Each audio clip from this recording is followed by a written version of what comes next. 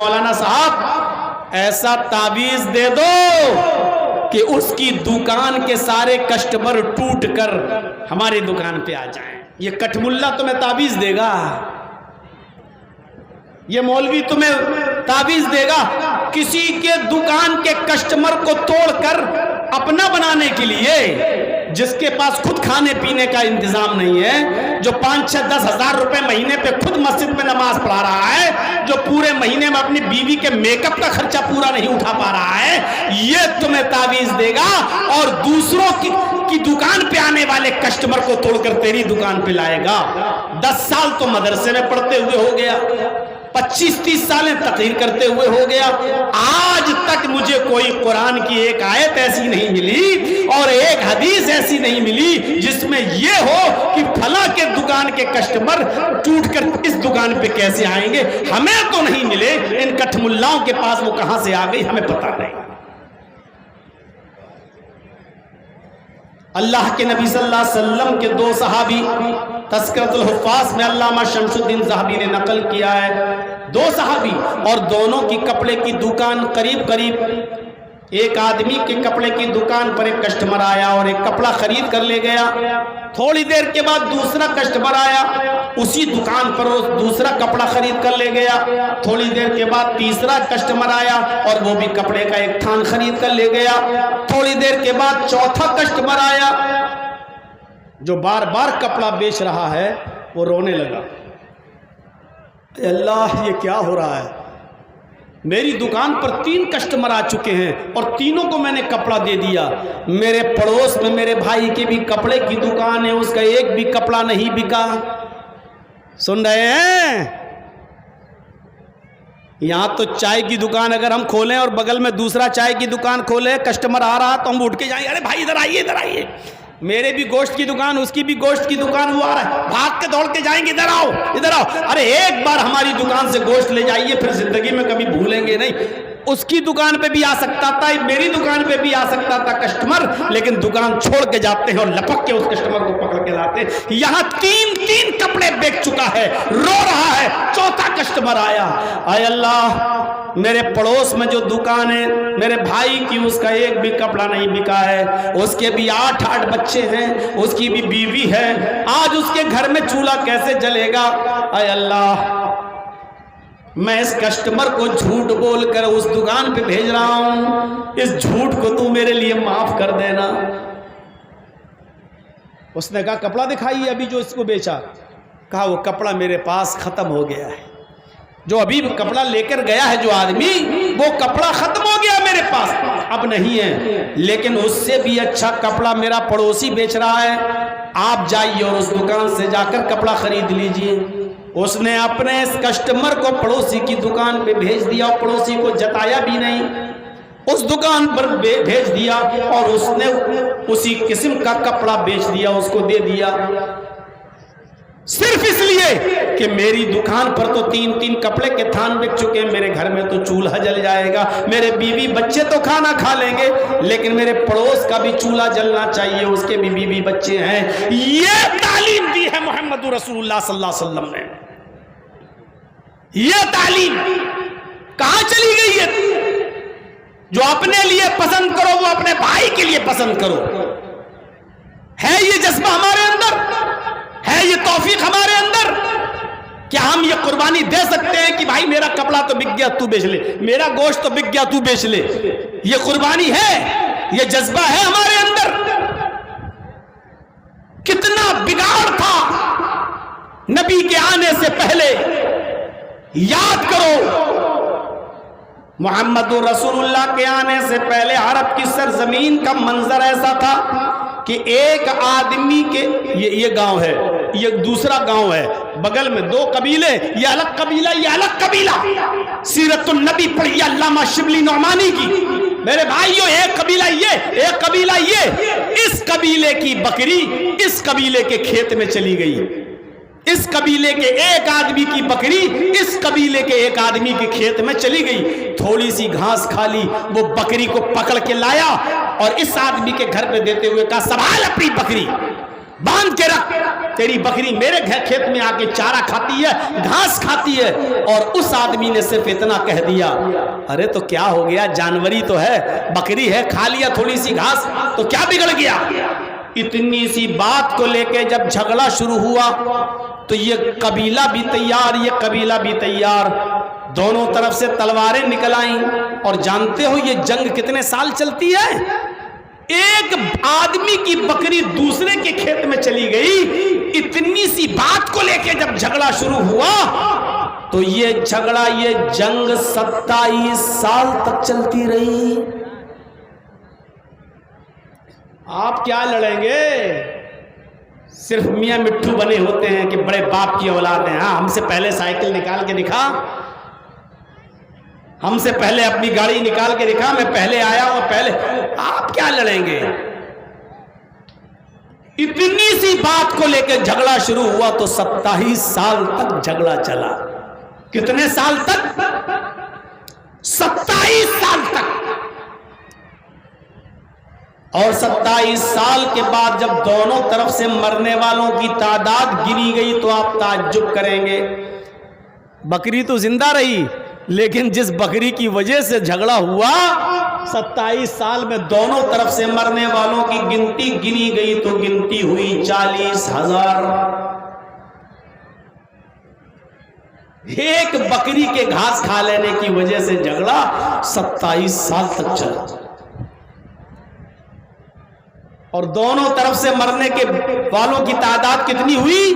40,000، اور پھر بھی جھگڑا ختم نہیں ہوا۔ اسی بیچ محمد رسول اللہ صلی اللہ علیہ وسلم نبی ہونے کا اعلان کرتے ہیں، آپ نے اسلام کی دعوت دی، اسلام کی تبلیغ کرنا شروع کی۔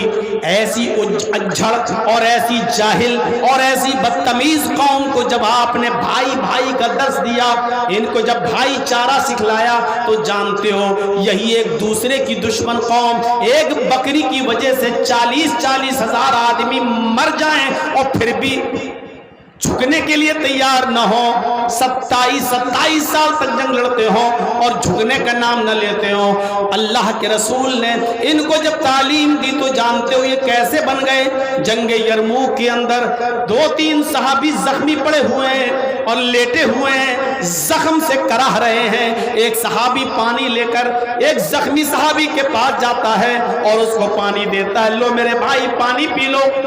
اس نے جیسی پانی کا ایسا گلاس اپنے ہونٹوں تک لگایا، ابھی پیا نہیں ہے، ہونٹوں تک لے کر گیا کہ دوسرے صحابی چیخنے لگے، کاش مجھے بھی کوئی پانی پلا دے، تھوڑا سا پانی چھوڑ دینا، میں بھی پیاسا ہوں، مجھے بھی پیاس کی شدت ہے۔ اور اس صحابی نے پانی چھوڑ دیا، میرا بھائی مجھ سے بھی زیادہ پیاسا ہے، جاؤ پہلے میرے اس بھائی کو پانی پلاؤ، میرا بھائی مجھ سے بھی زیادہ پیاسا ہے۔ وہ صحابی جو پانی لے کر گئے تھے اس صحابی کو چھوڑ کے دوسرے زخمی صحابی کے پاس جاتے ہیں، لو تم پانی پیو، ان کو اٹھاتے ہیں۔ تب تک تیسرا چیخنے لگتا ہے کہ تھوڑا پانی مجھے بھی دے دینا اگر بچ جائے، میں بھی پیاسا ہوں اور پیاس کی شدت مجھے بھی لگ رہی ہے۔ دوسرے نے تیسرے کی طرف ریفر کر دیا، نہیں ہم نہیں پیئیں گے پانی، میرا بھائی مجھ سے بھی زیادہ پیاسا ہے۔ دوسرا تیسرے کے پاس گیا، اس کے پاس پہنچنے سے پہلے ہی تیسرا انتقال کر گیا۔ لوٹ کر دوسرے کے پاس آیا کہ چلو اب دوسرے ہی کو پانی پلاؤں، تو دوسرا بھی انتقال کر گیا۔ پھر وہ لوٹ کر پہلے کے پاس آیا جس کو سب سے پہلے پانی پلانا چاہتا تھا، اس کو اٹھاتا ہے، کیا دیکھتا ہے کہ پہلا بھی جہاں فری کے سپرد کر چکا ہے، اس پہلے کا بھی انتقال ہو گیا ہے۔ جو قوم ایک بکری کے تھوڑے سے گھاس کھا لینے کی وجہ سے 27 سال تک لڑتی ہو اور 40,000 لوگوں کے مرنے کے بعد بھی جھکنے کو تیار نہ ہوتی ہو، محمد رسول اللہ نے اس قوم کو ایسا بھائی بھائی بنایا کہ خود پانی نہیں پیا، بھلے ہی میری جان چلی جائے لیکن میرا بھائی پیاسا نہ رہ جائے۔ دوسرے نے تیسرے کی طرف ریفر کر دیا، میری جان چلی جائے گوارا لیکن تیسرا پیاسا نہ رہ جائے۔ اس کے پہنچنے سے پہلے تیسرا انتقال، جو ایک دوسرے کی جان کے دشمن تھے وہ ایک دوسرے کے لیے اپنی جان دینے والے بن گئے۔ قرآن نے اسی منظر کو نقل کرتے ہوئے فرمایا، وَذُكُرُوا نِعْمَةَ اللَّهِ عَلَيْكُمْ إِذْ كُنْتُمْ أَعْدَاءً بین قلوبکم فاصبحتم بنعمتہ اخوانا. اللہ کی اس نعمت کو یاد کرو. وَاذْكُرُوا نعمت اللہ علیکم, اللہ کی اس نعمت کو اے مسلمانوں یاد کرو. اذ کنتم اعداء, کہ آپس میں تم ایک دوسرے کے دشمن تھے, آپس میں تم ایک دوسرے کے حریص تھے, آپس میں ایک دوسرے کے خون کے پیاسے تھے. فَأَلَّفَ بَيْنَ قُلُوبِكُمْ, تو اللہ نے تمہارے دلوں کے اندر الفت ڈال دی, اللہ نے تمہارے دلوں میں محبت ڈال دی.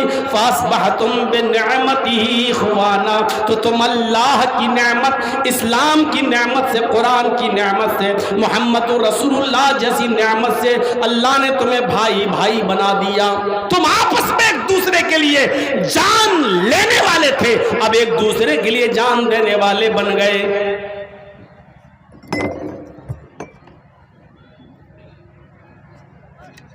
ایک دوسرے کے لیے تم جان دینے والے بن گئے. ایسا منظر میرے بھائیوں نہیں دیکھا ہوگا. تم کپڑے کی قربانی نہیں دے سکتے ہو, مسلمان ہو. تم 2-3 کسٹمر کو بیچ چکے, اب بھی گوارا نہیں, حل من مزید, اور آؤ میرے پاس. دوسرا مرتا ہے تو مرے, اس کی دکان جاتی ہے تو جائے,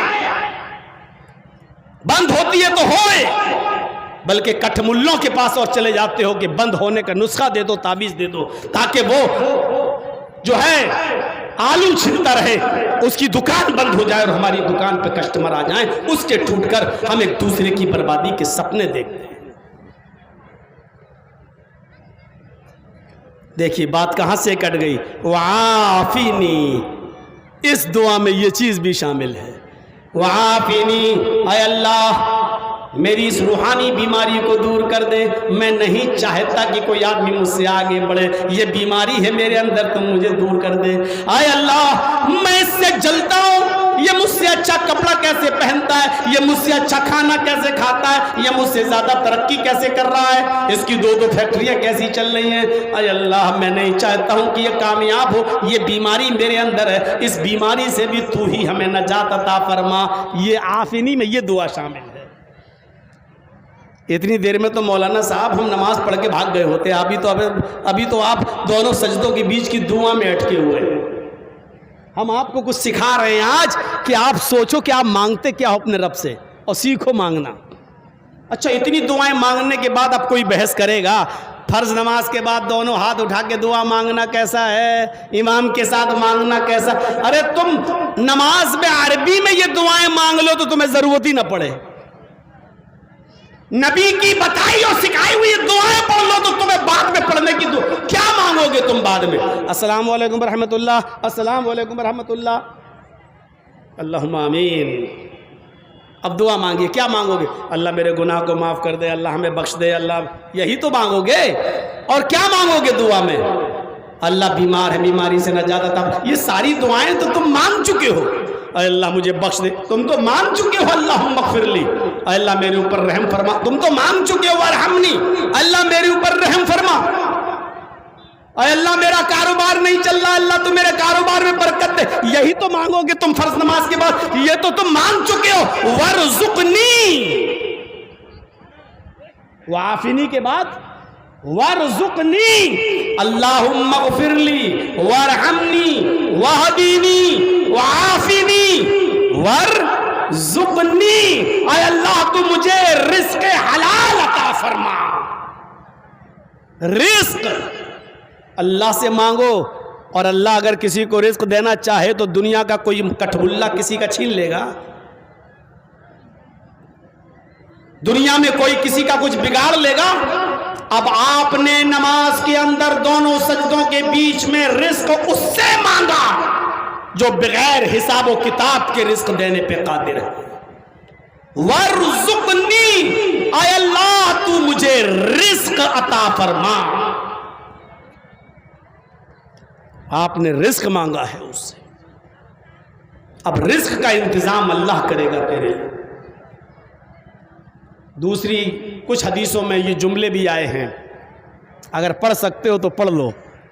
اس دعا کے بعد ایک حدیث میں آتا ہے کہ اللہ کے نبی ایک لفظ اور بڑھایا کرتے تھے, اور وہ دعا کا وہ لفظ کیا ہے؟ وجبرنی۔ اب دعا کیا ہو گئی؟ اللہم اغفر لی وارحمنی وہدینی وعافینی وارزقنی وجبرنی۔ وجبرنی کا معنی جانتے ہو؟ اے اللہ تو میرے نقصان کو پورا کر دے۔ کیا مانگ رہے ہیں آپ اللہ سے، آپ کو خود نہیں پتا۔ جرجیز صاحب ایک ڈاکٹر ہیں، ایک مثال دے رہا ہوں، علاج کرانے مت آ جانا میرے پاس، ایک مثال دے رہا ہوں۔ جرجیز صاحب ایک ڈاکٹر ہیں، بہترین سرجن ہیں، برین ہیمبریج کسی کو ہوتا، برین دماغ کا نس، 10 لاکھ کا مریض میرے پاس آیا ہے، اس کے دماغ کا اگر آپریشن کروں گا تو 10 لاکھ روپے دے کے جائے گا۔ جرجیز صاحب نے کہا ٹھیک ہے، رپورٹ دیکھی، ٹھیک ہے اس کا آپریشن ہوگا اور میں آپریشن کر دوں گا، چلو اس کو لے آؤ۔ اس کو آئی سی یو کے اندر ایڈمٹ کر لیا، آکسیجن لگا دیا، اتنے میں اذان کی آواز آتی ہے، اللہ اکبر اللہ اکبر۔ جرجیز صاحب نے اس مریض کے رشتہ داروں سے کہا آپ بیٹھیے، میں نماز پڑھ کے آتا ہوں اور نماز پڑھنے کے بعد میں اس کا آپریشن شروع کر دیتا ہوں۔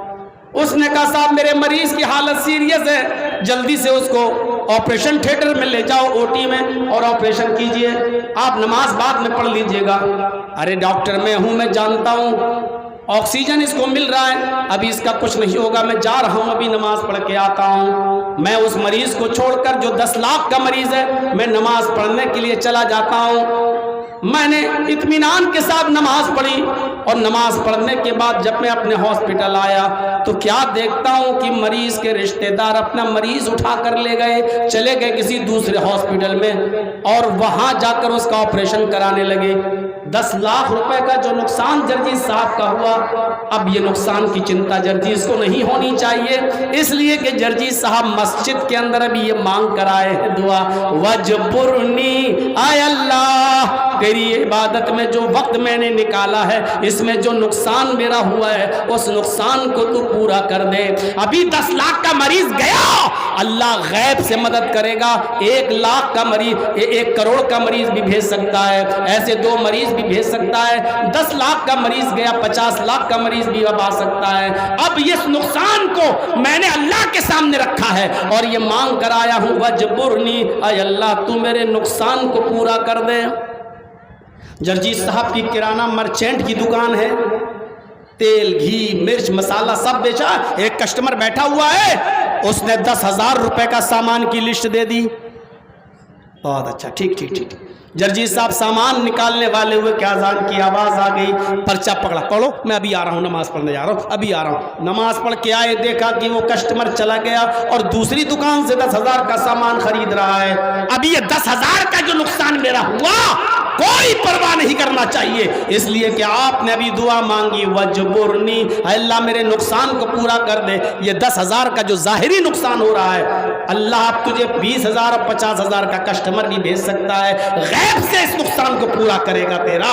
وجبرنی، اے اللہ میرے نقصان کو پورا کر دے۔ لیکن یہ ملے گا اسی کو جو مانگے گا۔ ماں اس بچے کو دودھ پلاتے ہوئے خوش ہوتی ہے جب بچہ روتا ہے، جب تک بچہ روتا نہیں ماں ڈرامہ دیکھتی رہتی ہے، ساس بھی کبھی بہو تھی، بہو بھی کبھی ساس، ساس بھی کبھی بہو تھی۔ پاکستانی ڈرامے آج کل عورتیں زیادہ دیکھ رہی ہیں۔ جب بچہ روتا ہے تب ماں کہتی ہاں اب بھوک لگی، اب اس کو دودھ پلاتی۔ بچہ روتا تب ماں دودھ پلاتی ہے۔ اللہ کو معلوم ہے کہ تم کیا مانگنا چاہتے ہو، لیکن نہیں، اللہ کہتا ہے مجھے اچھا لگتا ہے جب میرا بندہ مجھ سے مانگتا ہے۔ اللہ کو تو معلوم ہے کہ تمہیں کس چیز کی ضرورت ہے، لیکن پھر بھی کہتا ہے ادعونی، میرے بندے تو مجھ سے مانگ۔ اس کو تو معلوم ہے کہ کیا ضرورت ہے، لیکن پھر بھی کہتا مانگ، مجھے اچھا لگتا ہے کہ کوئی میرے سامنے ہاتھ پھیلائے اور مجھ سے مانگے، اچھا لگتا ہے۔ وہ کہتا ہے کہ مجھے اچھا لگتا ہے۔ اسی لیے انسان کو جو طاقتیں اللہ نے دی ہیں اس میں گناہ کرنے کی بھی طاقت دی ہے۔ اور نیکی کرنے کی بھی طاقت دی ہے. مسئلے کو سمجھنے کی کوشش کرنا. فرشتوں کے پاس گناہ کرنے کی طاقت نہیں ہے.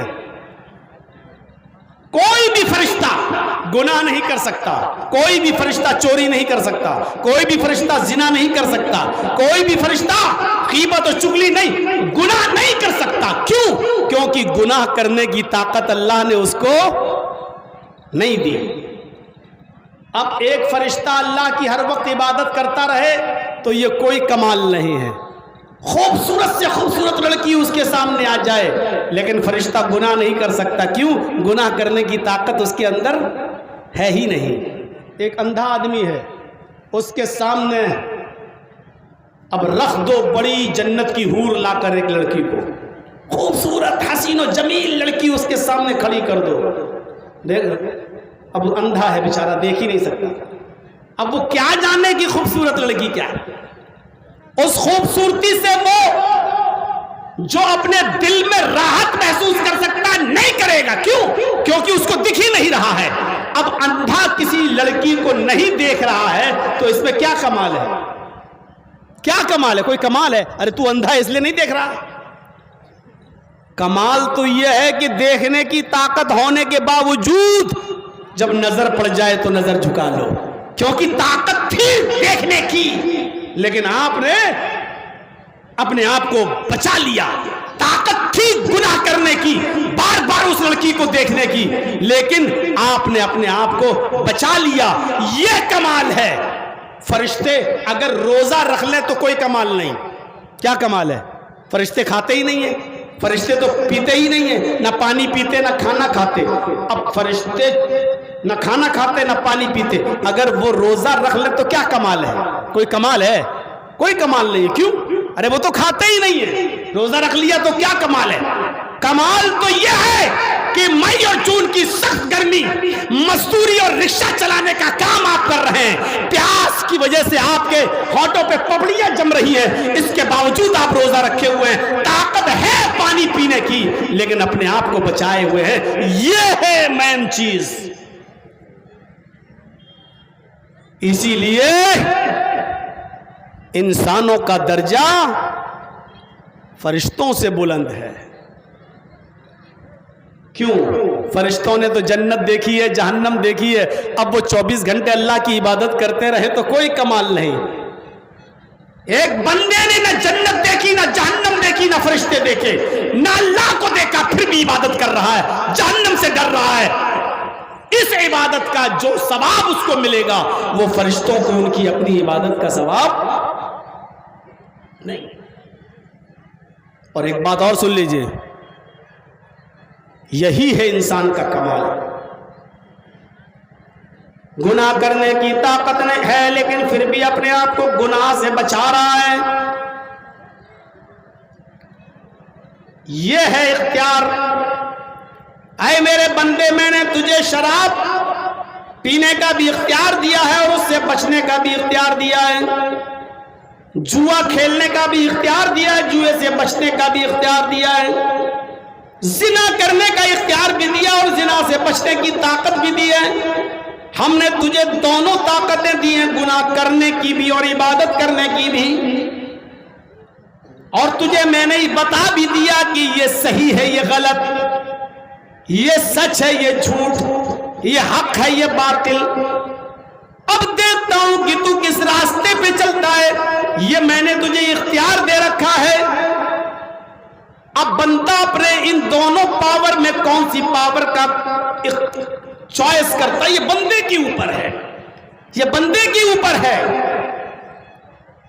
اس لیے اللہ کو ایسی مخلوق کی ضرورت نہیں تھی جو 24 گھنٹے عبادت کرتی رہے اور اللہ سے دعا مانگتی رہے اور اس سے کوئی گناہ نہ ہو اور بس عبادت ہی میں پڑی رہے. ایسی مخلوق کی ضرورت نہیں تھی. ایسی مخلوق تو اللہ کے پاس پہلے سے موجود تھی. فرشتے جو 24 گھنٹے اللہ کی عبادت میں لگے رہتے ہیں، اس کی نافرمانی نہیں کرتے. اللہ کو ایسی عبادت کرنے والی مخلوق کی ضرورت ہی نہیں تھی.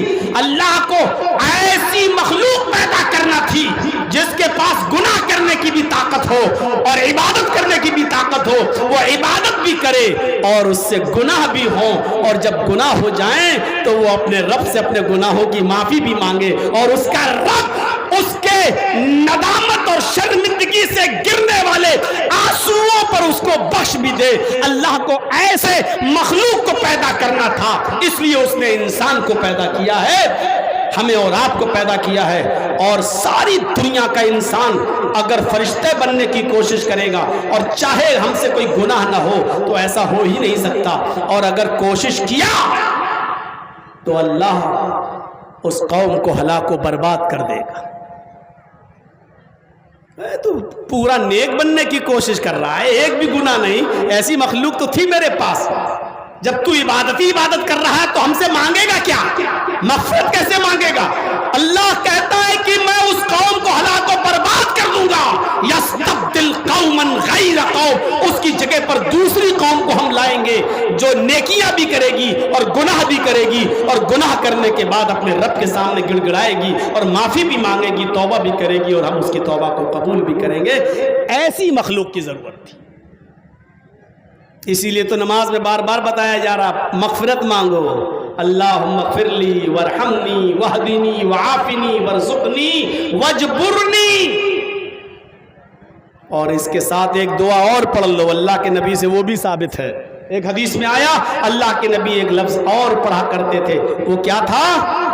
وارفعنی. اب دعا کیا ہو گئی؟ اللہم اغفر لی وارحمنی واہدینی وعافنی وارزقنی واجبرنی وارفعنی. وارفعنی مطلب اے اللہ میرے اسٹیٹس کو بلند کر دے، اللہ میری عزت کو بلند کر دے، میری عزت میں 4 چاند لگا دے. اے اللہ ساری دنیا مجھے ذلیل کرنا چاہتی ہے، ساری دنیا مل کر ہمیں رسوا کرنا چاہتی ہے، ہمیں بری نظروں سے دیکھتی ہے، ہمارے پیچھے پڑی ہوئی ہے، ہمیں ذلیل و خوار کر رہی ہے. ورفعنی، اے اللہ تو میرے سٹیٹس کو بلند کر دے، اے اللہ تو میری عزت کو بلند کر دے، اے اللہ میرے مقام و مرتبے کو بڑھا دے، لوگوں کی نظروں میں مجھے اونچا کر دے، باعزت بنا دے. اللہ اگر کسی کو عزت دے دے تو دنیا کی کوئی طاقت کسی کو رسوا کر سکتی ہے؟ میرے دشمنوں نے مجھے 17 مرتبہ جیل بھیجا، اور آخری مرتبہ بھیجا تو خوش تھا. اب تو زندگی بھر یہ گھر میں بیٹھا رہے گا، اب کوئی پروگرام نہیں، جلسے نہیں، ختم، بیڑا غرق، منہ دکھانے کے لائق نہیں رہے گا. لیکن دیکھ لیجئے میرے بھائیوں، پہلی بار جب جیل سے نکلا تو اور عزت، دوسری بار نکلا تو اور عزت، تیسری بار نکلا تو اور عزت، اور لاسٹ بار نکلا تو 2000 آدمی باہر کھڑے تھے استقبال کے لیے، ہار پھول مالائیں گلدستے لے کر. اب آپ اندازہ لگا سکتے ہیں کہ کوئی کسی کے رسوا کرنے سے رسوا نہیں ہوتا. وَتُعِزُّ مَن تَشَاءُ وَتُذِلُّ مَن تَشَاءُ. عزت اور ذلت دینے والی ذات اللہ کی ہے. جب تک وہ کسی کو ذلیل نہ کرے کوئی ذلیل نہیں کر سکتا، اور وہ کسی کو عزت نہ دے تو کوئی دوسرا عزت نہیں دے سکتا. ہمارا اور آپ کا کام ہے یہ دعا پڑھنا، ورفعنی، اے اللہ میرے اسٹیٹس کو، میرے عزت کو بلند کر دے. پڑھیے دعا. اب آپ دیکھ لیجئے پوری نماز. اللہم باعد بینی و بین خطایا، کھڑے ہیں تو اللہ سے مغفرت مانگ رہے ہیں. رکوع میں سبحانک اللہم ربنا و بحمدک اللہم اغفر لی، اللہ سے مغفرت مانگ رہے ہیں. سجدے میں سبحانک اللہم ربنا و بحمدک اللہم اغفر لی، مغفرت مانگ رہے ہیں. سجدے کے بعد بیٹھے ہوئے ہیں، دوسرے سجدے میں جانے سے پہلے رب اغفر لی، رب اغفر لی، اللہم اغفر لی وارحمنی واہدنی وعافنی وارزقنی واجبرنی وارفعنی، دعا مانگ رہے ہیں. اب اس کے بعد بھی بیٹھے ہوئے ہیں، اب سلام پھیرنا ہے آپ کو نا. تو 4 رکعت پڑھنے کے بعد سلام پھیرنا ہے، تو سلام پھیرنے سے پہلے آخر میں سلام پھیرنے سے پہلے پھر وہی دعا، اللہم انی ظلمت نفسی ظلما کثیرا ولا یغفر الذنوب الا انت فاغفر لی مغفرۃ من عندک وارحمنی انک انت الغفور الرحیم۔ اب سلام پھیر دیجئے، السلام علیکم ورحمۃ اللہ، السلام علیکم ورحمۃ اللہ۔ نماز میں تھے تو مغفرت مانگ رہے تھے، نماز میں تھے تو مغفرت کی دعا کر رہے تھے، اب نماز پڑھنے کے بعد سلام پھیر دیا، سلام پھیرنے کے بعد بھی آپ کیا کہہ رہے ہیں؟ اللہ اکبر، استغفر اللہ، استغفر اللہ، استغفر اللہ۔ نماز میں بھی مغفرت اور نماز کے بعد سلام پھیرنے کے بعد بھی مغفرت۔ غور کرو، ظہر میں یہی، عصر میں یہی، مغرب میں یہی، عشاء میں یہی، فجر میں یہی۔ 40 سال کے بعد آپ نے نمازیں پڑھنا شروع کی، 80 سال کی عمر میں آپ کا انتقال ہو گیا، 40 سال سے 80 سال تک آپ زندہ رہے۔ یہ 40 سال میں ظہر، عصر، مغرب، عشاء، فجر، ہر وقت آپ نے مغفرت کی دعا مانگی۔ اس 40 سال میں پڑھی ہوئی جانے والی نمازوں میں اگر 40 سال کی پوری زندگی میں اگر ایک بھی بار اگر آپ کے رب نے یہ کہہ دیا میرے بندے جا میں نے تجھے بخش دیا، ہمارا بیڑا پار، ہماری نجات۔ جرجیس کے پاس ایک بھکاری آیا، اللہ کے نام پہ دے دو، بچے بھوکے، ارے بھاگ آ گیا، صبح کھٹا کھاتا پیتا بھیک مانگ رہا ہے، 1 گھنٹے بعد پھر آ گیا، ارے صاحب دے دیجئے بہت پریشانی ہے، بچوں کے پاس دوا، بھاگ رہا کہ نہیں بھاگ رہا؟ ہٹ، ہر گھنٹے آتا گیا، صبح سے لے کے شام تک ہر گھنٹے مانگتا رہا، بھگاتا رہا، بستر پہ سونے جا رہا ہوں، کھڑا ہے، اللہ کے نام پہ دے دو، بہت بچے بھوکے ہیں، بہت زیادہ پریشان ہیں، گھر میں کھانا نہیں بنا، ارے دے دیجئے۔ صبح سے لے کے شام تک بھگاتا رہا، غصہ آ گیا، کمینہ ایسے مانے گا نہیں، نکالا 100 کا نوٹ، لے پکڑ، جا کھا لینا کھانا ہے، بک چل۔ میرے بھائیوں، صبح سے لے کے شام تک آپ کو بھی رحم آ جاتا ہے ایک فقیر پر، اور پھر آپ اس کو دے ہی دیتے ہیں۔ آپ نے 40 سال تک نمازیں پڑھی ہیں، 40 سال سے لے کے 80 سال تک برابر نمازیں پڑھی، اللہ نے کبھی نہیں بخشا، کبھی نہیں کہا، لیکن اگر ان 40 سالوں میں ایک بار بھی اس نے یہ کہہ دیا کہ میرے بندے جا، میں نے تیری مغفرت فرما دی، ہمارا بیڑا پار، ہماری نجات، جنت ہمارا مقدر بن جائے گی۔ اس لیے کیا کہا، سارعوا الی مغفرۃ من ربکم، اپنے رب کی مغفرت کی طرف دوڑو، اپنے رب کی مغفرت کی طرف جلدی کرو، مانگو یہ دعائیں۔ اب دوسری چیز ہو تھوڑا سا، وجنت، اور جنت کی طرف لپکو، جنت کی طرف جلدی کرو۔ جنت مل گئی، جنت رات کے 2 بجے تک جلسہ سنو اور گھر جانا، فجر کی نماز چھوڑ دینا، کیا جنت؟ کیوں؟ بہت بڑا ثواب کا کام کر کے آئے، رات بھر جلسہ سنا تھا سارے مولویوں کا۔ جنت ایسے نہیں ملتی، جنت اتنی آسان نہیں ہے، تو بہت آسان، لیکن اتنی آسان بھی نہیں کہ بس کچھ نہ کرو اور مل جائے۔ وضو بناتے ہو، وضو قاعدے سے بناؤ، پانی لیا ہاتھ میں، یہ دھلیے، پھر دائیں ہاتھ کی انگلیاں بائیں ہاتھ میں اور بائیں ہاتھ کی انگلیاں دائیں ہاتھ میں، ایسے یہ خلال بھی کریے، ہاں، یہ 3 بار، پھر کلا۔ بہتر اور افضل یہ ہے کہ 1 چلو پانی لیجئے، آدھا منہ میں لے جائیے اور آدھا ناک میں چڑھائیے۔ شروع میں ایسا کر نہیں پاؤ گے، آپ عادت ڈالنا پڑے گی، ابھی آپ آدھا لوگے نا تو پورا چلا جائے گا، کیونکہ کبھی کیا نہیں ایسا۔ صحیح طریقہ وضو کا یہی ہے، 1 چلو پانی لیا، آدھا منہ میں آدھا ناک میں چڑھائیے، دائیں ہاتھ کی انگلی سے دانتوں کو ملیے، رگڑیے اور پانی تھوک دیجئے، کلا کیجئے، اور یہ والی انگلی بائیں ہاتھ کی اور انگوٹھا دونوں ناک میں ڈالیے ایسے۔ اس کے بعد انگوٹھے سے یہ نتھنا دبائیے بایاں اور جھاڑیے کس کے، ناک کس کے، میں کروں گا نہیں، یہاں موسم خراب ہے، زور سے جھاڑیے، پھر یہ پکڑیے انگلی سے ایسے دبائیے، پھر جھاڑیے، پھر دونوں ہاتھ سے یہ ناک صاف کریے، اسی طرح پھر دوسری بار میں کٹیار میں ایک مسجد ہے باٹا چوک میں، وہاں مسافر خانے میں ٹھہرا ہوا تھا، تو ایک نماز پڑھنے کا ٹائم ہوا تو مسجد میں گیا، میں وضو بنا رہا تھا، میرے بغل میں ایک لڑکا آیا وہیں پر، اور وضو بناتے بناتے ہم سے پوچھنے لگا مولانا صاحب کتنی رکعت نکل گئی؟ میں نے کہا پتہ نہیں، شاید 2 نکل گئی ہوگی، تیسری چل رہی شاید، بس اتنا میں نے کہا، اس نے مارا جلدی سے کر اس کی 2 مل گئی، اور میں اس کو دیکھتا چلا، میں ایسے ہاتھ دھل رہا تھا، میں دیکھتا چلا یہ کر کیا رہا، وضو بنایا اور جلدی سے چلا گیا، اس کو 2 مل گئی، لیکن وضو اس کا بالکل بیکار تھا، اور میں نے جب تک وضو بنایا پہنچا تو میری تیسری رکعت بھی نکل گئی تھی، چوتھی ہمیں مل پائی۔ تو ایسا وضو نہیں چاہیے کہ پٹ پٹ 12 جلدی سے، منہ دھلا کے نہیں دھلا۔ ما منکم من احد یتوضا فیحسن الوضو، جس نے وضو بنایا اور اچھا وضو بنایا اچھی طریقے سے، جیسے ابھی ہم بتا رہے ہیں، ثم قال، اچھی طریقے سے وضو بنانے کے بعد پھر اس نے یہ دعا پڑھی، اشہد ان لا الہ الا اللہ واشہد ان محمدا عبدہ ورسولہ۔ وضو کی اتنی ہی دعا ہے بس۔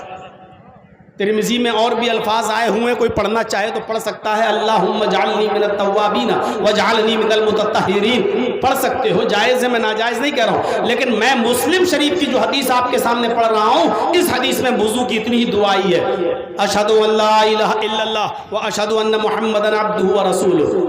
جس نے وضو بنایا اچھی طریقے سے اور اس کے بعد یہ دعا پڑھ لی، اللہ کے نبی فرماتے ہیں لا فتحت لہ ابواب الجنت الثمانیہ، اس کے لیے جنت کے 8 دروازے کھول دیے جاتے ہیں۔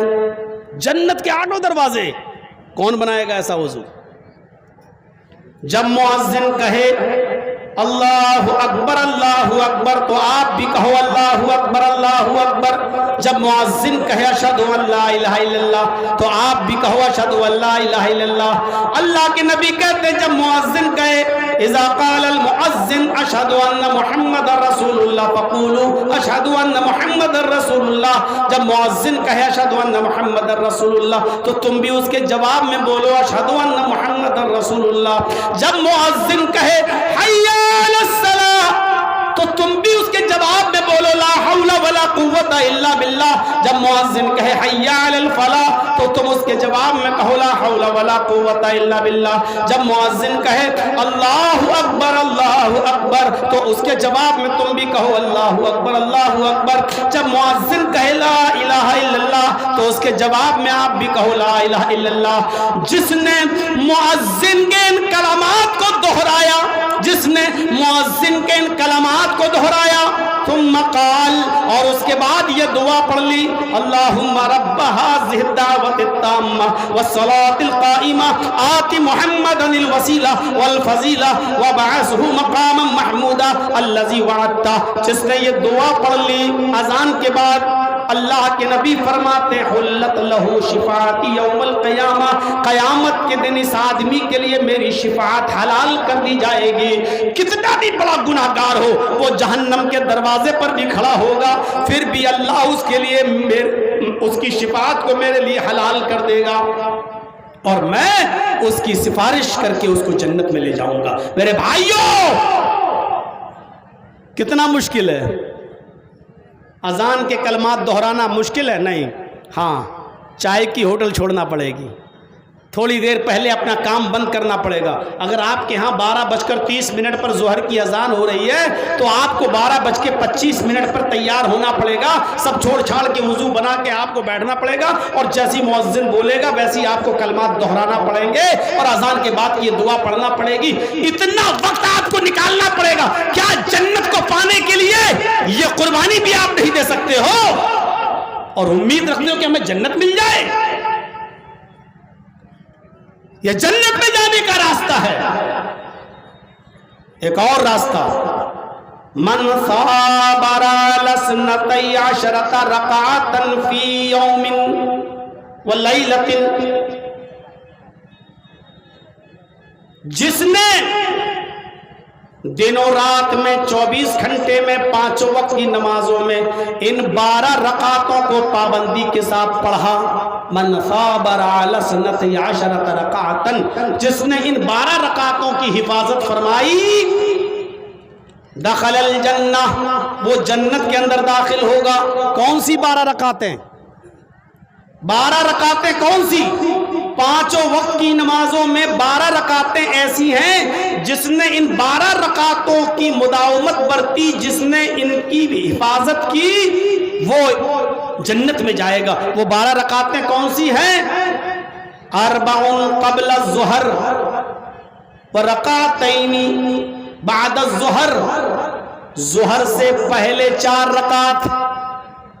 فرض نماز ہوتی ہے، امام پڑھاتا ہے نا ظہر کی فرض نماز، اس سے پہلے 4 رکعت جو سنت پڑھی جاتی ہے، سنیے 4 قبل الظہر، ظہر سے پہلے 4 رکعت، اور ظہر کے بعد 2 رکعت۔ کتنی ہو گئی؟ 6۔ میں آپ لوگوں سے پوچھتا جاؤں گا، دیکھوں گا کتنا غور سے سن رہے ہیں آپ۔ 4 قبل الظہر ورکعتین بعد الظہر، 4 رکعتیں ظہر سے پہلے اور 2 رکعتیں ظہر کے بعد، 4 اور 2 6۔ ورکعتین بعد المغرب، مغرب کے بعد 2 رکعت۔ کتنی ہو گئی؟ 6 اور 2 8۔ ورکعتین بعد العشاء، اور عشاء کے بعد 2 رکعت، فرض نماز کے بعد، عشاء کے بعد 2 رکعت۔ 8 اور 2 10۔ ورکعتین قبل الفجر، اور فجر سے پہلے کی 2 رکعت۔ کتنی ہو گئی؟ 12۔ اللہ کے نبی فرماتے ہیں جس نے ان 12 رکعتوں کی مداومت برتی، سنن نسائی کی روایت، جس نے یہ 12 رکعتیں پابندی کے ساتھ پڑھی، ظہر سے پہلے 4 رکعت، ظہر کے بعد 2 رکعت، مغرب کے بعد 2 رکعت، عشاء کے بعد 2 رکعت، فجر سے پہلے 2 رکعتیں، جس نے ان 12 رکعتوں کو پابندی کے ساتھ پڑھا، دخل الجنہ، وہ جنت کے اندر داخل ہوگا۔ وجنت، مغفرت کی طرف دوڑو اور جنت کو پانے کے لیے بھی جلدی کرو، یہ جنت میں جانے والے اعمال ہیں۔ کریے پابندی، اور سنیے، من قرأ آیت الکرسی بعد الصلاة المکتوبة لم يمنعه من دخول الجنة الا الموت، جس نے ہر فرض نماز کے بعد آیت الکرسی کو پڑھنا اپنا معمول بنایا، جس نے ہر فرض نماز کے بعد آیت الکرسی کو پڑھنا اپنی عادت بنا لی، یعنی جب بھی فرض نماز پڑھتا ہے، فرض نماز کے بعد آیت الکرسی پڑھ لیتا ہے، تو جو فرض نماز کے بعد آیت الکرسی پڑھتا ہے، لم یمنعہ من دخول الجنہ، اس کو جنت میں داخل ہونے سے موت کے سوا کوئی چیز نہیں روک رہی ہے، الا الموت، اس کو جنت میں جانے کے لیے موت کے سوا کوئی چیز نہیں روک رہی ہے، یعنی وہ آدمی اس لیے جنت میں ابھی نہیں گیا کیونکہ وہ زندہ ہے، مرے گا فوراً جنتی، اس کو جنت میں جانے سے صرف موت روک رہی ہے۔ اللہ کے نبی کا مقصد بتانے کا مقصد یہ ہے کہ یہ جنت میں لے جانے والا عمل ہے، سمجھ لو کہ تم مرے اور جنت میں داخل ہو گئے، یہ جنت میں جانے والا عمل ہے سب کے لیے۔ ہماری ماں بہنیں آئی ہیں، ذرا سنیں، المرأۃ اذا ماتت، کوئی عورت اگر مر گئی، کسی عورت کا انتقال ہو گیا، وَزَوْجُهَا عَنْهَا رَاضٍ، اور اس کا شوہر اس سے خوش تھا، عورت مری لیکن مرنے سے پہلے اس کا ہسبینڈ اس سے خوش تھا، دخلت الجنہ، تو یہ مرنے والی عورت جنت کے اندر داخل ہوگی۔ اس کا مطلب کیا ہے؟ لڑائی لڑ کے گئیں، اپنے مائکے میں رک گئیں، بیمار ہو گئیں اور وہیں مر گئیں اور شوہر ناراض رہا، تو ایسی عورت جنت کی خوشبو بھی نہیں پائے گی۔ بہت آسان نہیں ہے۔ اللہ کے نبی صلی اللہ علیہ وسلم سے ایک بار حضرت فاطمہ لڑکے چلی آئی تھی، حضرت علی سے، کون؟ بیٹی نبی کی، علی کی بیوی فاطمہ علی سے لڑ کے چلی آئیں, کسی بات پہ ہو گیا, میاں بیوی ہیں, برتن کھٹکتے ہیں, کھڑک تھوڑی سی کسی بات پہ نوک جھوک ہو گئی, اور غصے میں حضرت علی کا گھر چھوڑ کے اللہ کے نبی کے گھر میں, اپنے مائکے میں اپنے نبی کے پاس چلی آئی. اللہ کے نبی صلی اللہ علیہ وسلم سمجھ گئے. تھوڑی دیر کے بعد جب چہرہ دیکھا فاطمہ کا, تو آپ نے کہا فاطمہ کچھ مایوس نظر آ رہی ہو. فاطمہ نے کہا کہ اللہ کے نبی, ہاں ابو میں علی سے لڑ کے آئی ہوں, میں ابھی ان کے گھر نہیں جاؤں گی, میں غصہ ہو کر آئی ہوں علی سے. یہ ہماری ماں بہنیں سنیں جو اپنی لڑکیوں کو اپنے گھر میں روک لیتی ہیں نا, اپنے گھروں میں روک کے چودران بنتی ہیں, حجنیں ہیں نا, بہت بڑی دین کی جانکار ہے نا یہ. اپنے گھروں میں اپنی بیٹیوں کو روکنے والے والدین سن لو.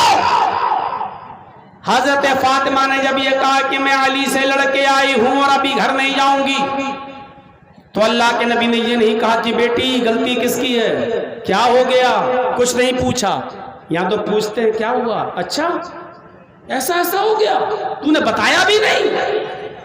وہ گھر کبھی نہیں بنے گا جس گھر میں 24 گھنٹے اماں اپنی بیٹی سے بات کرتی رہے اور لگی رہے فون پر, ہاں بیٹی کیا کھایا, کیا بنایا. ارے تو ہوتی کون ہے پوچھنے والی, بیچاری اگر کہہ دے کہ نہیں آج پیاز روٹی چٹنی روٹی کھائی, تو تیرا آدمی کھانے کو نہیں دیتا ہے, کماتا نہیں ہے, کیا کرتا ہے, دن بھر پڑا, تم 24 گھنٹے باتوں پہ کیوں لگی رہو گی. ہوتی کون ہو تم اپنی بچی سے اتنی دیر تک بات کرنے والی. اور وہ گھر بھی کبھی نہیں بنتا جو لڑکی اپنے گھر کی, اپنے سسرال کی ایک ایک چیز اپنی اماں کو بتائے. اللہ کے نبی نے اپنی بیٹی فاطمہ سے یہ نہیں کہا کہ علی کی غلطی تھی کہ تمہاری غلطی کچھ نہیں, یہ تو میں وہاں سنوں گا جب تم دونوں موجود ہوگے. تم اسی وقت میرے گھر سے جاؤ اور علی کے پاس جاؤ, جاؤ تم گھر میں علی کے گھر جاؤ. حضرت فاطمہ کہتی ہیں کہ ابو کیا آپ مجھے اپنے گھر سے نکال رہے ہیں, میں لڑکے آئی ہوں, میں اتنی آسانی کے ساتھ ان کے گھر نہیں جاؤں گی. جو جملہ محمد رسول اللہ کی زبان سے نکلا وہ میری قوم کی بیٹیوں سنو, اے بچیوں اور بیٹیوں کے ماں باپ سنو, اپنی بیٹیوں کو اپنے گھروں پہ روکنے والوں سنو. اللہ کے نبی صلی اللہ علیہ وسلم فرماتے ہیں اے میری بیٹی فاطمہ, اگر تم اسی وقت میرے گھر سے علی کے گھر میں داخل نہیں ہوئی, میرے گھر کو چھوڑ کر علی کے پاس نہیں گئی, موت کا کوئی بھروسہ نہیں. اگر میرے اس گھر کے اندر تمہارا انتقال ہو گیا, اگر تم مر گئی, اگر تمہارا انتقال اس گھر میں ہو گیا, تو قسم ہے اس رب کی جس کے قبضے میں میری جان ہے, تیرا باپ محمد تیرا جنازہ نہیں پڑھائے گا, تیرا باپ محمد تیری نماز جنازہ ادا نہیں کرے گا. اٹھ اور اسی وقت تو اپنے گھر جا, علی کے پاس جا, میں آؤں گا وہاں تم دونوں کی باتیں سنوں گا. لیکن تم ناراض ہو کر اس گھر میں آئی ہو, میرے گھر پہ تمہیں رہنے کا کوئی حق نہیں, تم علی کے پاس جاؤ. ہو گئی تقریر, اتنی بات پہ عمل کر لیا جائے جلسہ کامیاب. کوئی ضرورت نہیں فجر تک آپ کو سننے کی, اس بات پہ عمل کر لیں. اگر ہمارے گھر کی ماں بہن بیٹیاں اور ماں باپ, ہو گیا.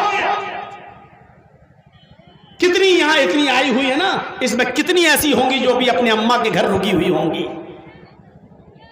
اور کتنی ایسی ہوں گی جو مائیں تو سینہ تانے بیٹھی, ہم نہیں بھیجیں گے جب تک وہ آئے گا نہیں اور ناک رگڑے گا نہیں اور میرے گھر سے عزت کے ساتھ بیٹی کو لے کے نہیں جائے گا, ہم نہیں بھیجیں گے. اللہ کے نبی بھی چاہتے تو کہہ سکتے تھے کہ جب تک علی نہیں آئیں گے نہیں بھیجیں گے. آپ خود اپنی بیٹی کو لے کر گئے اور علی کے گھر پہنچائے. تم نبی سے بڑھ کر ہو, تمہاری ناک نبی سے بڑھ کر ہے, تمہاری عزت نبی سے اونچی ہے. میں تیرا جنازہ نہیں پڑھاؤں گا اگر اس حال میں تو مر گئی اور علی تجھ سے ناراض. تو جنت میں جانے کا ایک راستہ عورت کے لیے کیا ہے کہ مرتے وقت اس کا شوہر راضی رہے. اگر شوہر ناراض تھا اور بیوی مر گئی تو وہ جنت کی خوشبو بھی نہیں پائے گی. اور عورت کے لیے جنت کا راستہ, المرأۃ اذا صلت خمسہا, جو عورت 5 وقت کی نماز پڑھ لے, وصامت شہرا، اور رمضان کے پورے مہینے کے روزے رکھ لے اور اپنے شوہر کی اطاعت کر لے اور اپنی شرمگاہ کی حفاظت کر لے، ایسی عورت بھی جنت کے 8 دروازوں میں داخل ہوگی۔ جنت کے 8 دروازے اس کے لیے کھلے ہوئے ہیں۔ سارعوا الی مغفرۃ من ربکم، جلدی کرو، دوڑ لگاؤ اپنے رب کی مغفرت کی طرف۔ آج ہم کاروبار میں دوڑ لگاتے ہیں، بزنس میں دوڑ لگاتے ہیں۔ میرا پڑوسی 2 منزل کا مکان ہے، میرا 3 منزل کا مکان ہو جائے۔ میرے پڑوسی کے پاس 1 دکان ہے، میرے پاس 2 دکانیں ہو جائیں۔ ہم کاروبار میں ایک دوسرے سے آگے بڑھنے کی کوشش کرتے ہیں، اس میں دوڑ لگاتے ہیں۔ اللہ فرماتا ہے کہ میرے بندو، تم بزنس میں کاروبار میں دوڑ نہ لگاؤ، بلکہ تم اپنے رب کی مغفرت کو پانے کے لیے جلدی کرو۔ جس کو رب کی مغفرت مل گئی وہ کامیاب ہے۔ سارعوا الی مغفرۃ من ربکم، پہلی چیز مغفرت کی طرف جلدی کرو، رب کی مغفرت کو حاصل کرو۔ اور دوسری چیز وجنت، اور جنت کو پانے کے لیے جلدی کرو۔ ایسے اعمال کرو اس دنیا کے اندر جو اعمال جنت میں لے جائیں، ایسے عمل کرنے سے بچو جو اعمال ہمیں جہنم میں لے جائیں۔ اور پھر جنت کی ایک صفت بتائی گئی ہے، ایک خصوصیت بتائی گئی ہے کہ وہ جنت کیا ہے؟ عرضها السماوات والارض، جس کا طول و عرض، جس کا رقبہ، جس کی لمبائی اور چوڑائی زمین اور آسمان کے برابر ہے۔ اس جنت کو پانے کے لیے جلدی کرو۔ عرضها السماوات والارض، اتنی بڑی جنت، اتنی بڑی جنت کہ جس کا طول و عرض، جس کی لمبائی چوڑائی زمین و آسمان کے برابر ہے۔ لیکن وہ جنت ہر کسی کو مل جائے یہ ممکن نہیں ہے۔ یہاں جتنے بیٹھے ہوئے ہیں ہم سب یہ امید لگائے لیں نا ہم تو جنت میں جائیں گے اور ہر کسی کو جنت مل جائے، نہیں۔ وہ جنت کن کے لیے ہے؟ اعدت للمتقین، یہ جنت اللہ سے ڈرنے والوں کے لیے، متقیوں کے لیے، پرہیزگاروں کے لیے تیار کی گئی ہے۔ اب ہمیں مغفرت ملے گی کیسے؟ آپ دیکھ رہے ہیں یہ جلسہ ہو رہا ہے اور ادھر سے لیڈیز کی آواز یہاں تک آ رہی ہے۔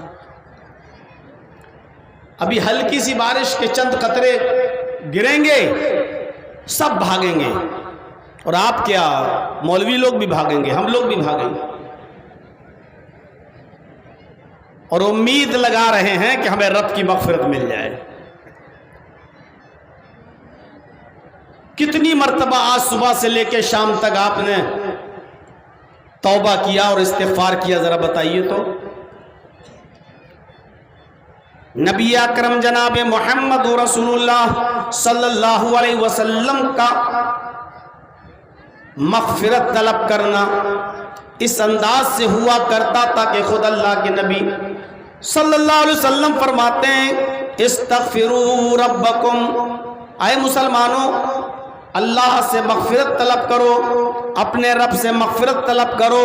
خود میرا یہ حال ہے، غور سے سنیے، خود میرا یہ حال ہے، اللہ کے نبی فرماتے ہیں میرا یہ حال ہے کہ ایک دن میں 24 گھنٹے میں، رات و دن میں 100 سے زیادہ بار میں اللہ سے مغفرت طلب کرتا ہوں۔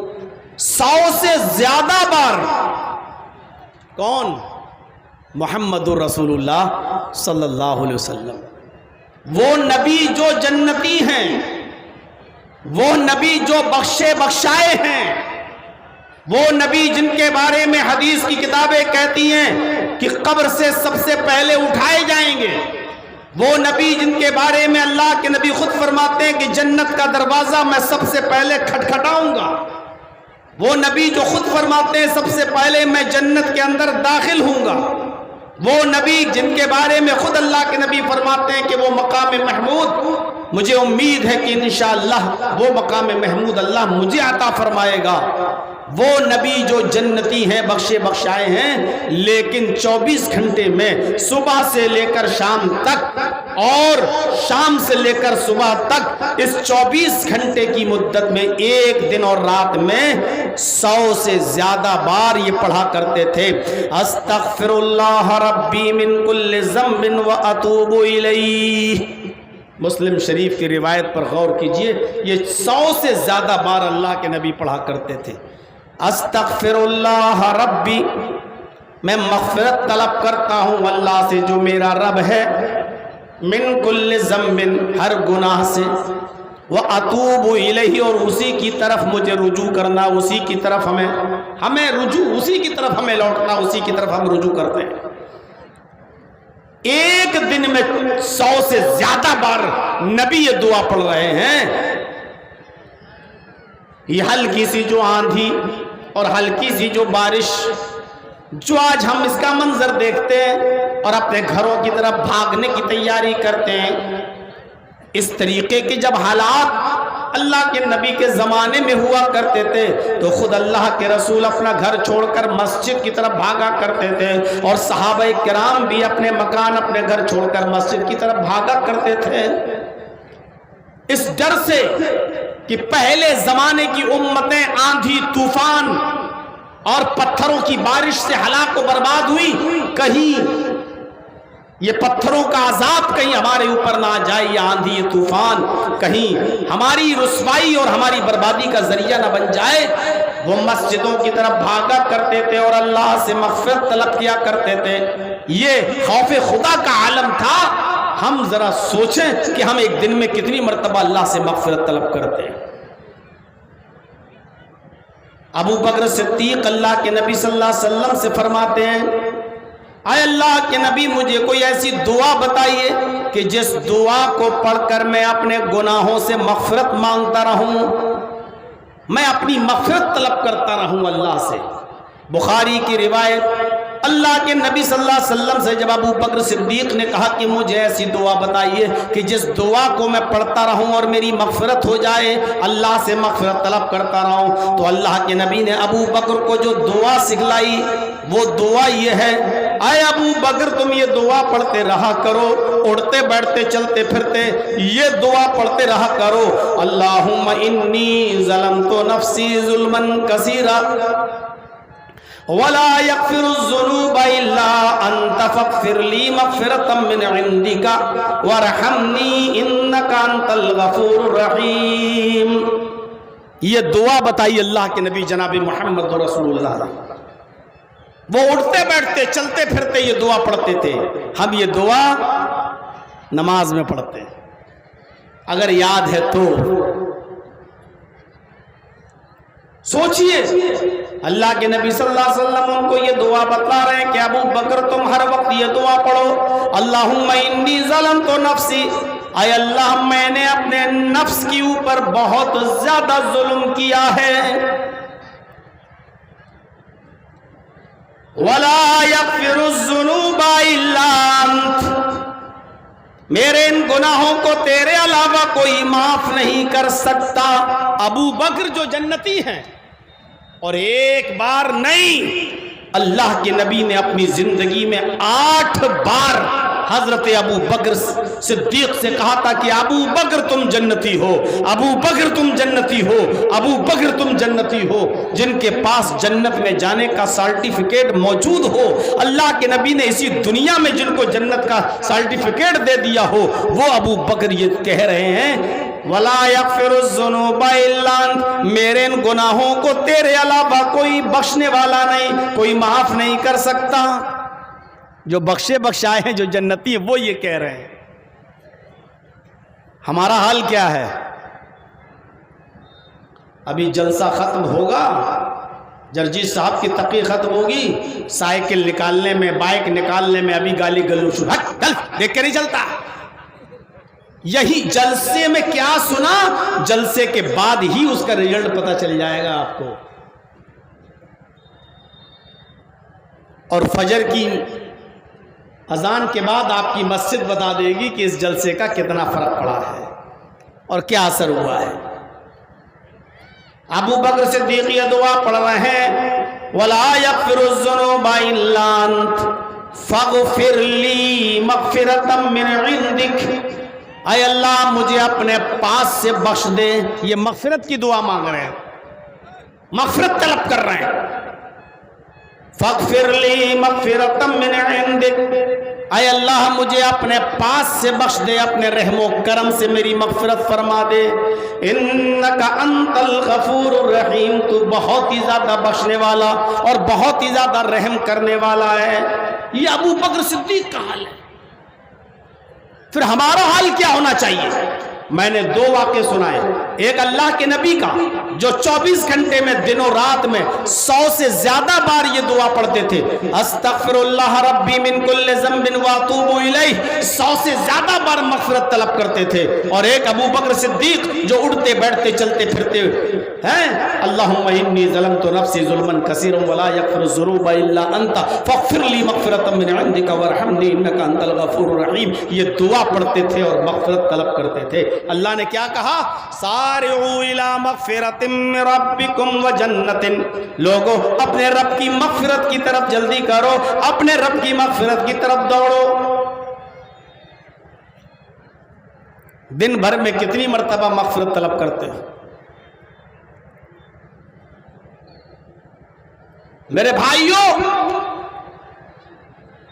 5 وقت کی نماز کی اگر ہم پابندی کر لیں تو اسی میں آپ دیکھ لیجئے کہ آپ اپنے رب سے کتنی مرتبہ مغفرت مانگو گے. ایک دن میں کتنی مرتبہ مغفرت کی دعا ہوگی. آپ دیکھیے، نماز پڑھنے گئے، نیت باندھی، اللہ اکبر. جیسے ہی آپ نے نماز پڑھنے کے یہاں جو نیت باندھی، یہیں سے مغفرت مانگنا شروع ہو گیا.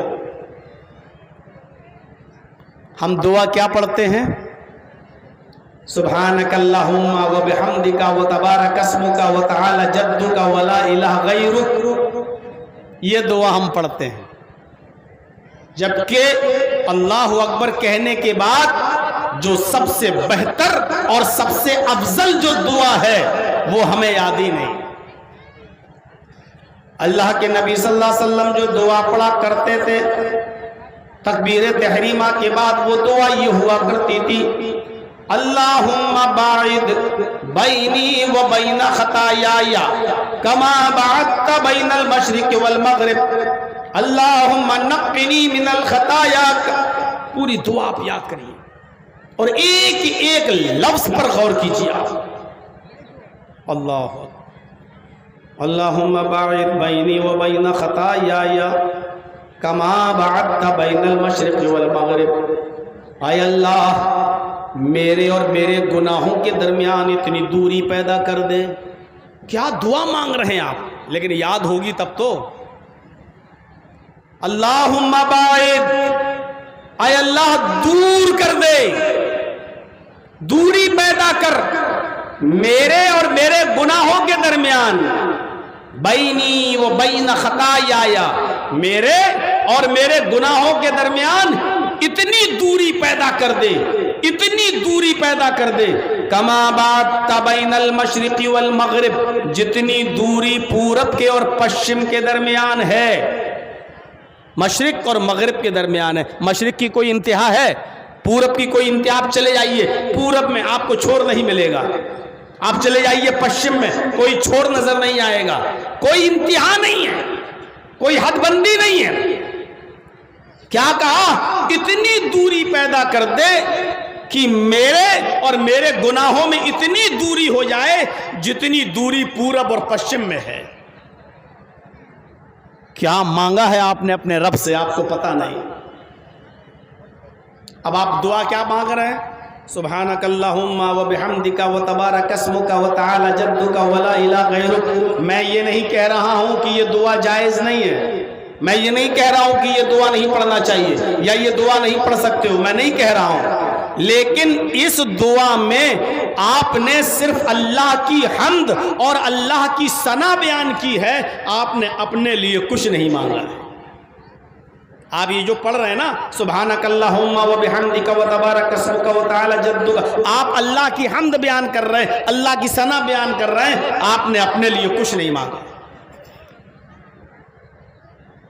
کوئی ڈی ایم صاحب یا ایم ایل اے صاحب یا ایم پی صاحب آپ کے علاقے میں آ جائیں اور آپ سے کہیں کہ میں آپ کے علاقے کا ڈی ایم ہوں، ایم ایل اے ہوں، ایم پی ہوں، بولو کس چیز کی ضرورت ہے آپ کو آپ کی بستی کے لیے کچھ چاہیے؟ تو آپ کہہ رہے ہیں ڈی ایم صاحب بہت اچھے ہیں، آپ کا پروموشن ہو گیا، آپ یہاں آ گئے، ہماری بستی میں آ گئے ہیں، میں یہی چاہتا تھا، آپ بہت اچھے ہیں، بہت شریف ہیں، بہت نیک ہیں۔ آپ نے اس کی تعریف کر دی، وہ کہہ رہا ہے ضرورت کس چیز کی ہے؟ آپ بتائیے میں آپ کی ضرورت کو پورا کروں، آپ اس کی تعریف کر رہے ہیں اور اس سے کوئی ضرورت مانگی، ضرورت کی چیز نہیں مانگ رہے ہیں آپ اس سے۔ اللہ کہہ رہا ہے میرے بندے مجھے پکار، ادعونی استجب لکم، میرے بندے تو مجھ سے مانگ میں تجھے دوں گا، میں تیری دعا قبول کروں گا۔ آپ کھڑے ہیں اللہ کے سامنے، سبحانک اللہم و بحمدک و تبارک اسمک و تعالی جدک، آپ اللہ کی حمد بیان کر رہے ہیں، ثنا بیان کر رہے ہیں، بزرگی بیان کر رہے ہیں، لیکن آپ اللہ سے مانگ کچھ نہیں رہے ہیں۔ جب آپ اللہ اکبر کہہ کر یہ دعا مانگیں گے، اللہم باعد بینی و بین خطایایا کما باعدت بین المشرق والمغرب، اللہم نقنی من الخطایا کما ینقی الثوب الابیض من الدنس، اے اللہ میرے اور میرے گناہوں کے درمیان اتنی دوری پیدا کر دیں جتنی دوری پورب اور پشچم کے درمیان ہے، مشرق اور مغرب کے درمیان ہے، اور اے اللہ میرے گناہوں کو ایسے دھل دے، ایسے صاف کر دے، اللہم نقنی من الخطایا کما ینقی الثوب الابیض من الدنس، جیسے سفید کپڑا دھوبی کی بھٹی میں جب دھلتا ہے تو اس کا میل اور کچیل ختم ہو جاتا ہے اور وائٹنس آ جاتی ہے، چمک آ جاتی ہے، میل اور کچیل سے دھوبی کی بھٹی میں کپڑا صاف ہو کر وائٹنس چمکدار بن جاتا ہے۔ اے اللہ میری زندگی کو بھی میرے گناہوں سے ایسے ہی چمکدار بنا دے، اور میری زندگی سے میرے گناہوں کو ایسے ہی دھل دے جیسے گندے کپڑے سے میل و کچیل دور ہو جاتا ہے اور وہ وائٹ کپڑا چمکنے لگتا ہے، مجھے ایسا ہی کر دے کہ میرے گناہ مجھ سے دور ہو جائیں اور میری زندگی چمکنے لگے، میری زندگی لائٹ چمکیلی ہو جائے، میری زندگی کو ایسا بنا دے، میرے گناہوں کو اس طرح دھل دے۔ آپ کیا مانگ رہے ہیں اپنے رب سے، لیکن یہ دعا یاد کرنا پڑے گی۔ 5 وقت کی نماز میں یہ دعا مانگیے، پڑھیے۔ اب آپ نے اس میں قیام میں ابھی آپ مانگ رہے ہیں، اب آئیے سورہ فاتحہ۔ الحمدللہ رب العالمین الرحمن الرحیم مالک یوم الدین، اللہ کی حمد ثنا بزرگی بیان ہو گئی۔ ایاک نعبد و ایاک نستعین، یہ بندے اور اللہ کے درمیان ایک عہد و پیمان ہو گیا۔ اے بندے تو عبادت کر میری، میں تیری مدد کروں گا۔ اے اللہ ہم تیری ہی عبادت کرتے ہیں اور تجھ سے ہی مدد طلب کرتے ہیں۔ عبادت کرنا تیرا کام، مدد کرنا میرا کام۔ گویا کہ ایک بندے اور اللہ کے درمیان ایک وعدہ ہو رہا ہے، بندے تو مجھ سے وعدہ کر رہا ہے کہ تو میری عبادت کرے گا، اور اللہ بھی اس سے وعدہ کر رہا ہے کہ میرے بندے ہم تیری مدد کریں گے، تو میری عبادت کر ہم تیری مدد کریں گے۔ یہ عہد و پیمان ہو گیا۔ اس کے بعد پھر آپ اپنے لیے مانگیے، اہدنا الصراط المستقیم صراط الذین انعمت علیہم غیر المغضوب علیہم ولا الضالین۔ آپ نے اپنے لیے مانگ لیا، اے اللہ ہم کو صراط مستقیم پر چلا، اے اللہ مجھے ان لوگوں کے راستے پہ چلا جن کے اوپر تو نے انعامات نازل کیے ہیں، نعمتیں برسائی ہیں۔ اے اللہ مجھے ان لوگوں کے راستے سے بچا لے، نجات عطا فرما جو تیرے غیظ و غضب اور غصے سے ہلاک و برباد ہو گئے۔ اے اللہ مجھے ان لوگوں کے راستے پہ مت چلا جن کے اوپر تیرا غیظ و غضب اور غصہ نازل ہوا۔ یہاں آپ نے پھر اللہ سے مدد مانگی اور دعا مانگی، سورت پڑھی۔ اب آپ رکوع میں جا رہے ہیں، دیکھیے کتنی مغفرت کا انتظام کر دیا، مانگو تو اللہ اکبر۔ اب آپ رکوع میں جا رہے ہیں، کیا پڑھ رہے ہیں رکوع میں؟ سبحان ربی العظیم یہی یاد ہے آج. ابھی کسی کو کھڑا کر کے پوچھو رکوع میں کیا پڑھتے ہو، سبحان ربی العظیم. ہم نے وہ دعا یاد کر لی جو سب سے آسان ہے اور سب سے چھوٹی ہے. سبحان ربی العظیم. آپ رکوع میں گئے، آپ نے کہا سبحان ربی العظیم. ایمانداری کے ساتھ بتائیے، اللہ کی حمد، اللہ کی تسبیح تو بیان کر دی آپ نے، لیکن رکوع میں آپ نے اپنے لیے کیا مانگا؟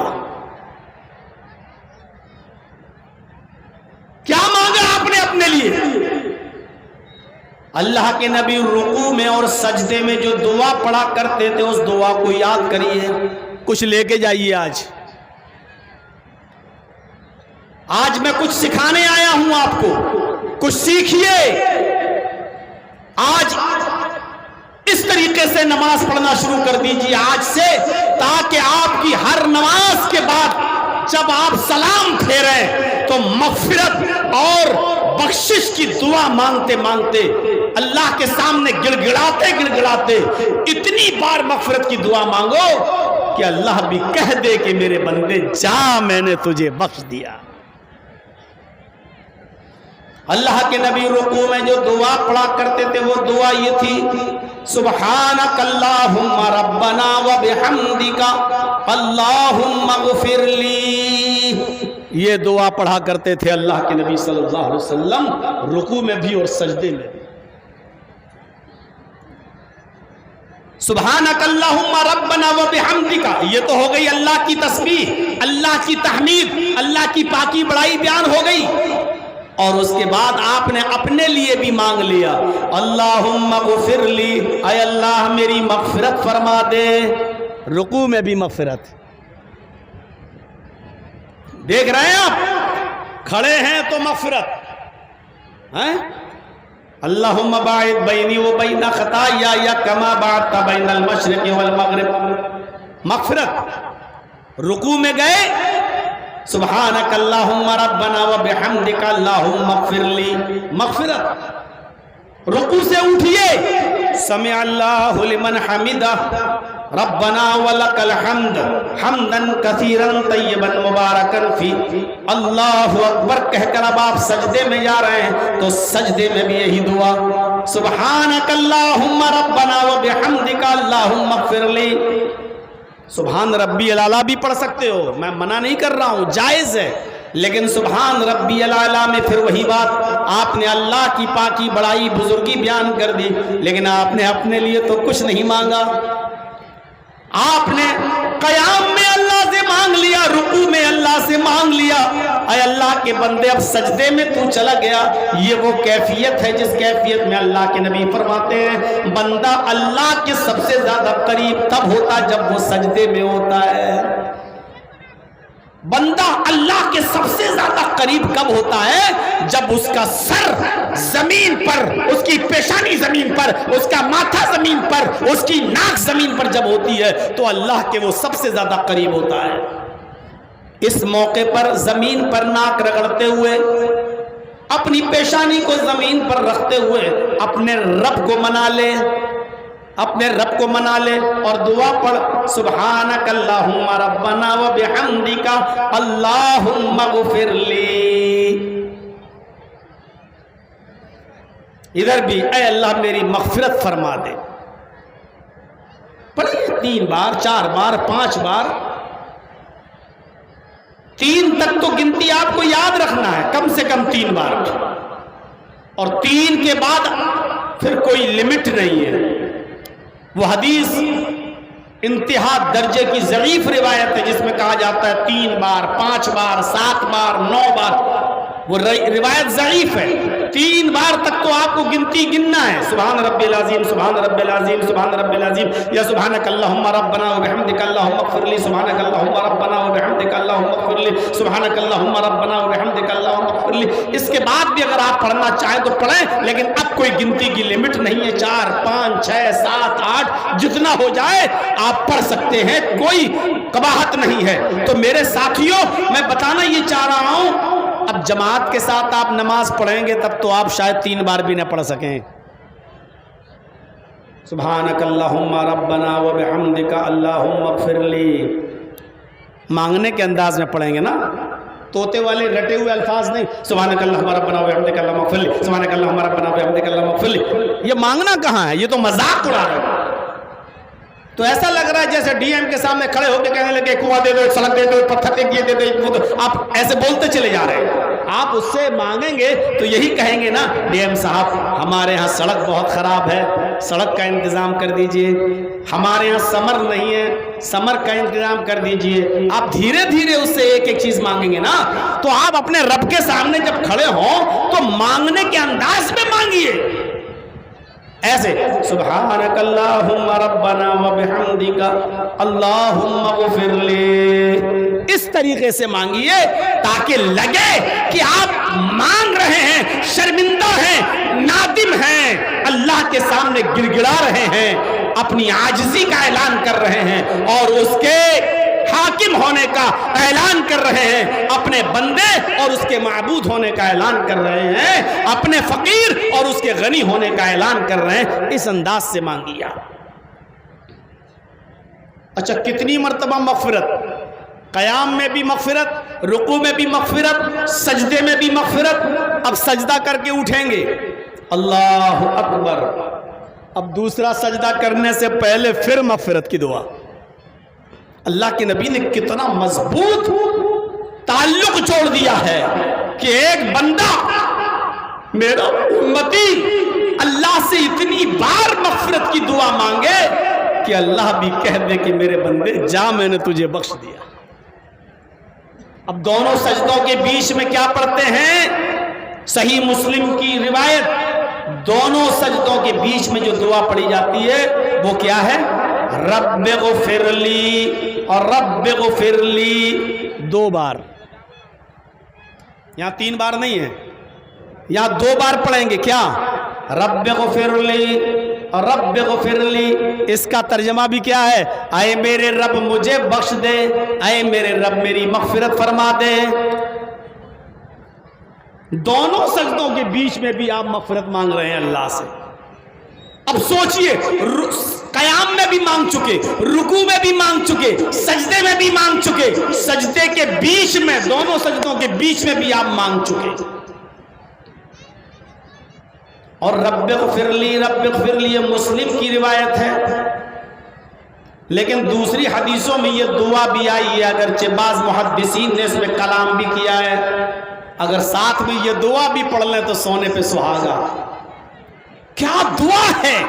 अरे आज कुछ सीखो, ये दुआ भी याद कर लो, रब्बिग़फिरली रब्बिग़फिरली। उसके बाद ये दुआ भी पढ़ लो, हो सके तो अल्लाहुम्मा इग़फिरली वरहमनी वहदीनी वआफ़िनी वरज़ुक़नी।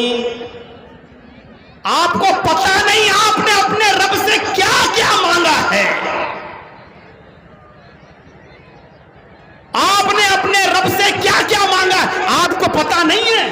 बस हम पढ़ लेते अल्लाहुम्मा इग़फिरली वरहमनी वहदनी वआफ़िनी वरज़ुक़नी, बस हमें पता ये दुआ है बस। लेकिन आपने मांगा क्या है सोचिए।